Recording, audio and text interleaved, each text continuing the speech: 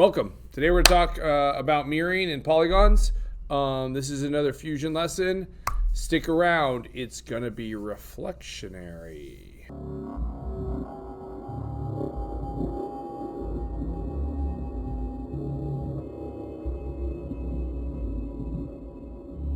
Okay, today we're going to make this part in Fusion. We're going to deal with mirroring, slots, and polygons are kind of the three main topics we're going to cover. This also covers mirroring both in the sketch and in the feature.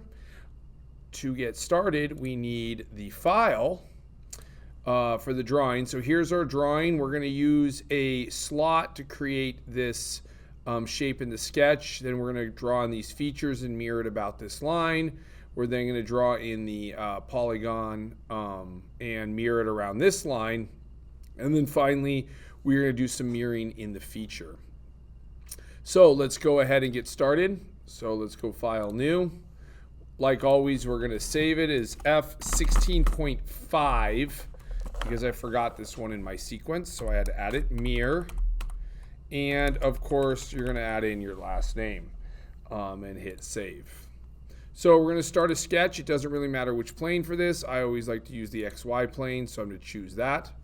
We are going to create a slot because the basic shape of this is a slot, as you see here. The one that's most advantageous for what we're doing is the slot center point slot because we want the origin to be right in the middle because it will help with mirroring when we get to the feature.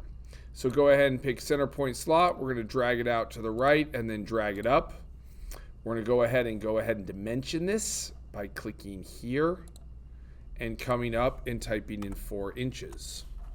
The slot diameter is 2 inches. The radius, of course, is 1, and because these are not full circles, the dimensioning tool will automatically go to radius.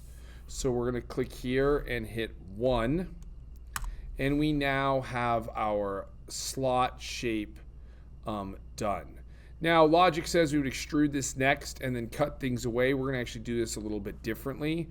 We are going to put in this sketch this kind of sawtooth approach. So we're going to come down here. And a lot of what we're going to do in this is going to reinforce geometric projection, which we did in a previous lesson, F11. So we're going to go ahead and draw our lines in. We could use mirror for this as well because it is symmetrical. But I am going to just do it the old-fashioned way. We're going to do plenty of mirroring in this assignment otherwise. So I'm going to go ahead and get the basic shape drawn in, as you see here. And then we are going to go ahead and start dimensioning. So the Y dimension from here to here is 2 inches. And you can see now it becomes lopsided. We're going to use geometric constraints to make this side and this side equal. So let's go ahead and say equals and click here and here. Now this made the center part much smaller, but that's okay. We're going to then dimension that again to 1 inch. And you'll notice now these two are equal. It's not quite in the center. We can fix that by making a construction line from the center here to the midpoint of this line, and then we will adjust this line to be vertical with our vertical constraint. So we're now almost there. The only thing, if we hit escape, we can see is we have a problem with depths here. Now this line and this line should stay collinear, so we can use that constraint. We can't be highlighted on that. Click here and here. And now these are collinear. As you can see, when I move up and down, they move together. So the dimension from here to here for this line here is 0.5. So we're going to go dimension and set that to 0.5. And now we're almost all black. We do have a problem here in that this dimension is 0.25. But more correctly, I really want it to be half of this number. So if I put a dimension on this line, here's a new skill. We can click on this dimension and it'll pick up D5. Your number may be different because D5 is the 5th dimension I put in this sketch, and you may not have done them in the same order. You may have added them and then deleted them. So D5 doesn't really matter. You just click on that dimension. And then we're going to use the divide key by 2. So this is a mathematical equation, and it's going to solve it. And the advantage to this is if I change this number to, say, 0.6, that number will change to 0.3. So we want to, it's very helpful to make them interrelated by math equations like that. So that's how you would do that. Now we have our basic sawtooth, and we want to now put it over here as well. So we're going to hit escape to get out of dimensioning. We're going to go to create, and then we're going to go to mirror, and we are going to select all of the lines that we want. Now I can select them that way, or I can click, hold, and go down into the right.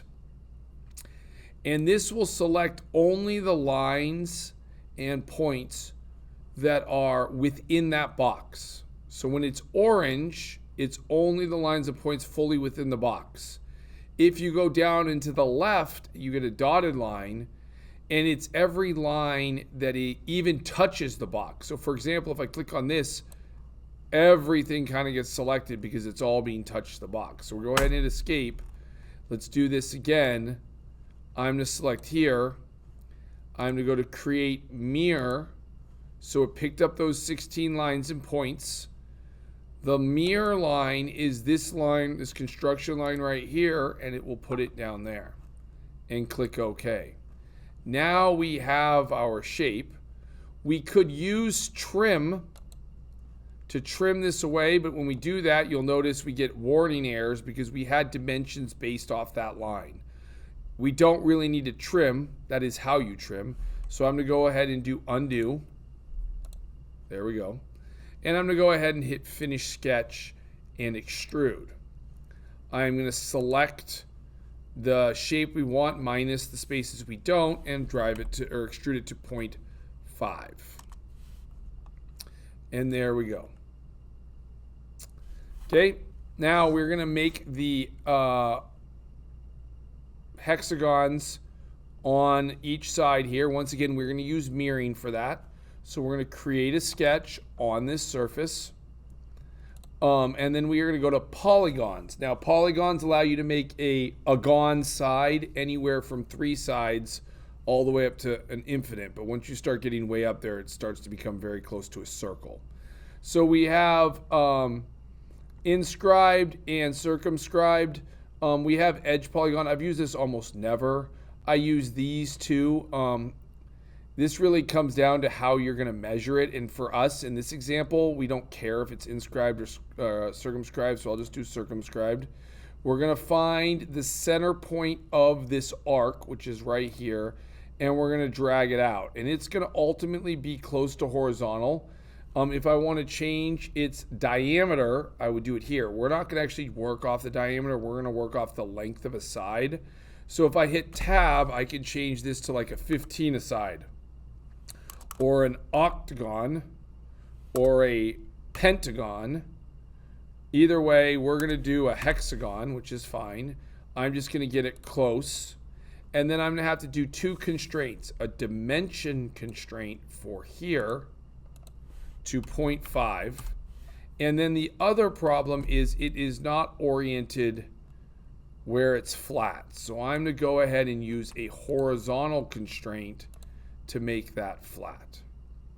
Now I want one over here as well, so I'm going to mirror it.